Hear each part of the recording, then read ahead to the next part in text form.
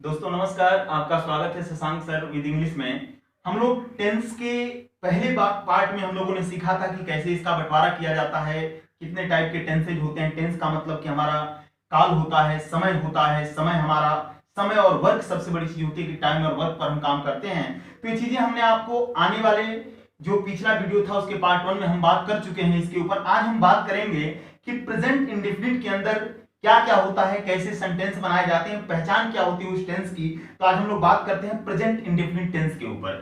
Tense की बात होगी, लेकिन एक बात ध्यान रखिएगा कि आज हम बात किस पे करेंगे। दूसरे पार्ट में आज बात होने जा रही है आपसे प्रेजेंट इंडेफिनिट की। प्रेजेंट इंडेफिनिट का मतलब ये होता है कि देखिए दो चीजें हैं यहाँ पर। एक तो इंडेफिनिट मैंने बताया था कि समय जो है वो अनिश्चितताओं में है।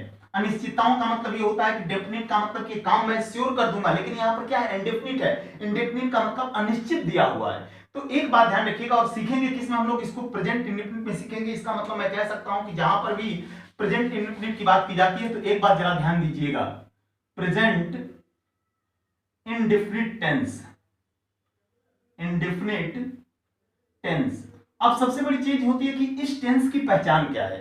देखिए कोई भी सेंटेंस दिया हो और उस सेंटेंस के वाक्य के लास्ट में, यानी जो हमारा वाक्य दिया हुआ है उसके लास्ट में अगर आपको ता है,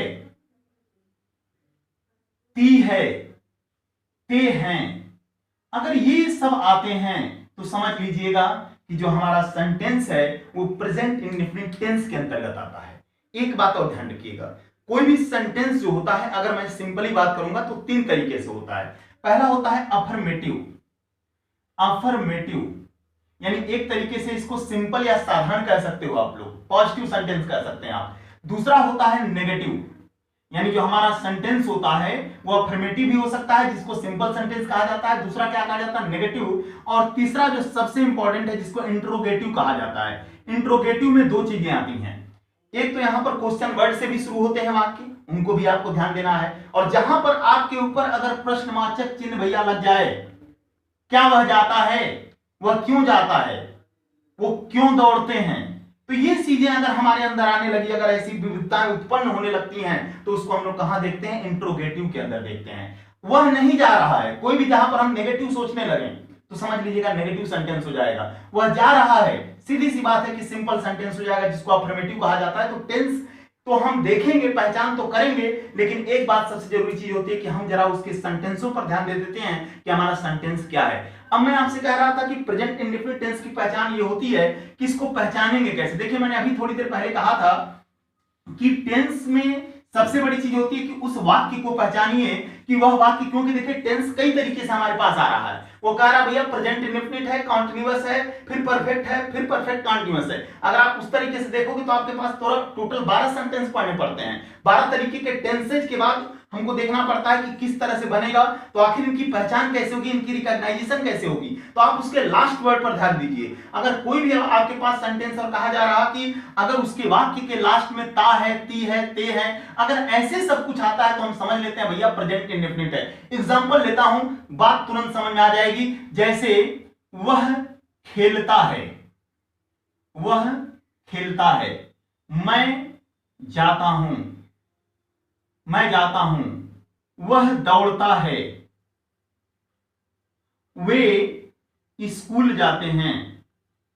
अब आप खुद देखिए यहां पर लास्ट में क्या आ रहा है, ता है, ते हैं। ये सब सेंटेंस अगर आता है, ता हूं, देखिए आप लोग यहां पर वह खेलता है, आप यहां पर देखिए ता है कि नहीं। तो मेरे कहने का मतलब यह है कि जिस सेंटेंस के वाक्य में अगर आपको ऐसे शब्दों का संबोधन होने लगे तो आप समझ लीजिएगा कि हमारा जो टेंस कहीं ना कहीं जो सेंटेंस है वो किस टेंस के अंतर्गत आ रहा है, प्रेजेंट इंडेफिनिट के अंदर आ रहा है। और एक बात और सबसे बड़ी चीज होती है, मैंने अभी आपसे कहा कि जो टेंसेज होते हैं वहां पर सब्जेक्ट को प्रधानता दी जाती है, यानी कर्तवाच्य रहते हैं हमारा।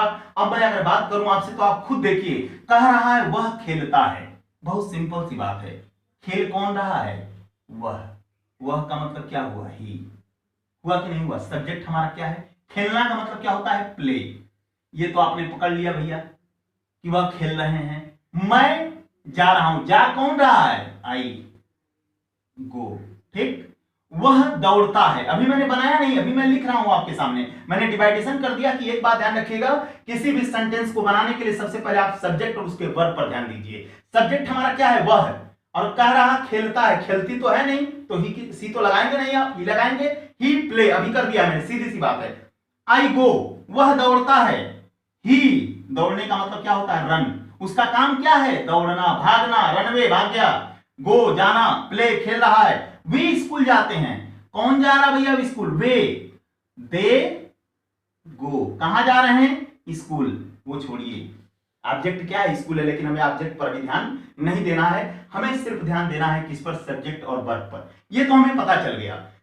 अब इसमें से हमको तलाश करनी पड़ती है। एक बात और ध्यान रखिएगा, प्रेजेंट इंडेफिनिट टेंस का नियम क्या कहता है, रूल क्या कहता है, कैसे इसको बनाओगे आप। एक बात ध्यान रखिएगा, कहता है कि पहचान तो होगी भैया कि दौड़ रहा, वो दौड़ता है, खाता है, कूदता है, रोता है, सोता है, ये जितनी भी चीजें अगर आपके पास आ रही तो प्रेजेंट इंडेफिनिट में इसको बैठा दीजिएगा। मैंने आपसे कहा सामान्य अनिश्चितताओं का खेल होता है यहां पर। क्यों? क्योंकि कोई काम डेफिनिट नहीं है। वो दौड़ रहा है, मैं निश्चिंत नहीं हूं, अभी मुझे आसक्ति नहीं है कि काम हो सकता है। तो इसका मतलब एक बात ध्यान रखिए, ही प्ले, वह खेल कौन रहा।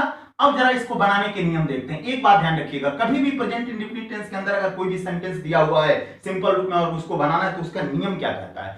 उसका नियम यह कहता है कि आप पहले सब्जेक्ट के, जो सब्जेक्ट है इसको ध्यान दीजिए कि सिंगुलर नंबर का है कि प्लूरल नंबर का है, यानी एक वचन है कि बहुवचन है कि द्विवचन है, यानी उसके पहले आप सिंगुलर नंबर पर ध्यान दो, प्लूरल नंबर पर ध्यान दो।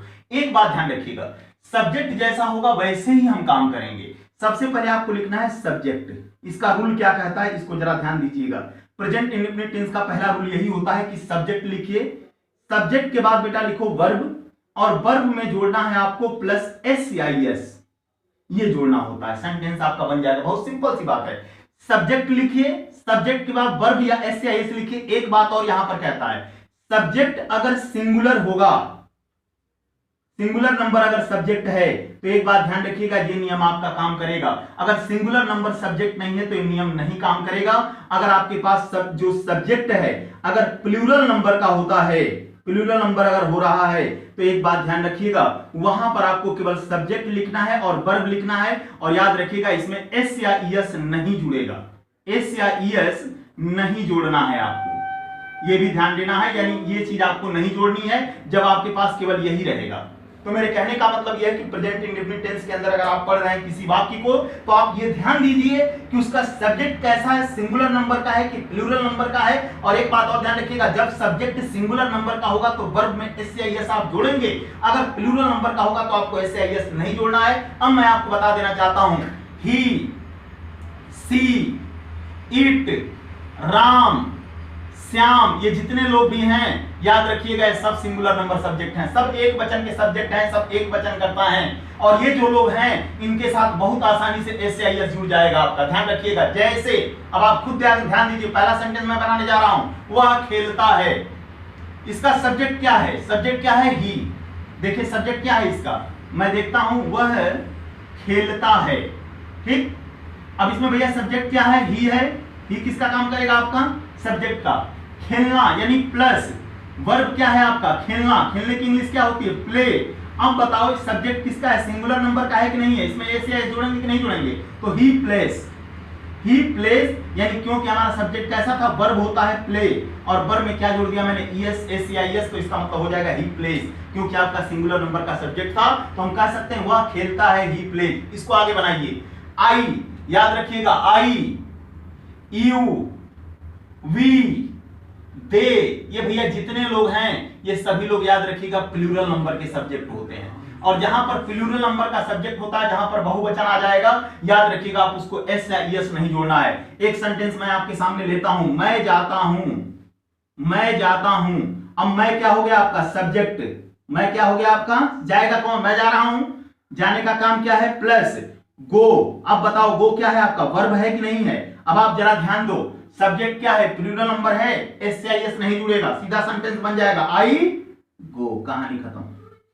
यानी मेरे कहने का मतलब यह है कि आपको ध्यान देना है सेंटेंस को बनाते समय कि हमारा सब्जेक्ट किस रूप में है, उसका रूल क्या कहता है। तो प्रेजेंट इंडेफिनिट टेंस का रूल यही होता है। पहले तो इसकी पहचान कैसे होती है?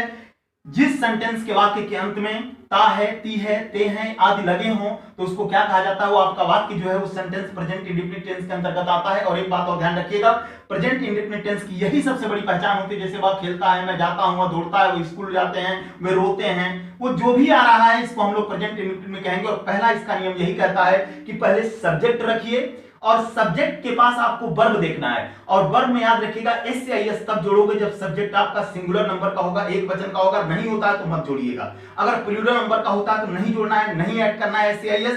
सेंटेंस बहुत आसानी से बन जाएगा। एक सेंटेंस मैंने उठाया आपके सामने, मैं जाता हूं। अब मैं की इंग्लिश क्या होती है, मैं क्या हूं, सब्जेक्ट हूं। मैं का मतलब आई, मेरा काम क्या है, जाना। आप देखिए कि मैं क्या है, सिंगुलर नंबर है कि प्लूरल नंबर है। प्लूरल नंबर का सब्जेक्ट होता है, इसके साथ आपको वर्ब में एस या एस नहीं जोड़ना, बहुत आसानी से बन जाएगा आई को। आगे है वह खेलता है। अब जरा ध्यान दो, आपका सब्जेक्ट कैसा है, सिंगुलर नंबर का ही है। क्या काम है इसका, खेलना। खेलने का मतलब कि प्लेज, यानी इसमें एस या एस हमको जोड़ना पड़ेगा क्योंकि सब्जेक्ट क्या रहा, सिंगुलर नंबर का रहा। तो इस तरीके से आप कुछ भी बना सकते हैं। और याद रखिएगा कि आपको सबसे बड़ी चीज देखना है कि आप किस तरीके से सेंटेंस को बनाना चाहते हो और सेंटेंस की पहचान क्या है। तो प्रेजेंट इंडेफिनिट टेंस की पहचान यही होती है कि ता है, ते हैं आदि आएंगे। और याद रखिएगा सब्जेक्ट पर ध्यान देना है, वर्ब पर ध्यान देना है। सब्जेक्ट अगर सिंगुलर नंबर का होता है तो इस तरीके से काम करिएगा। फिर हम इसके आगे चर्चा करेंगे आपसे। Thank you.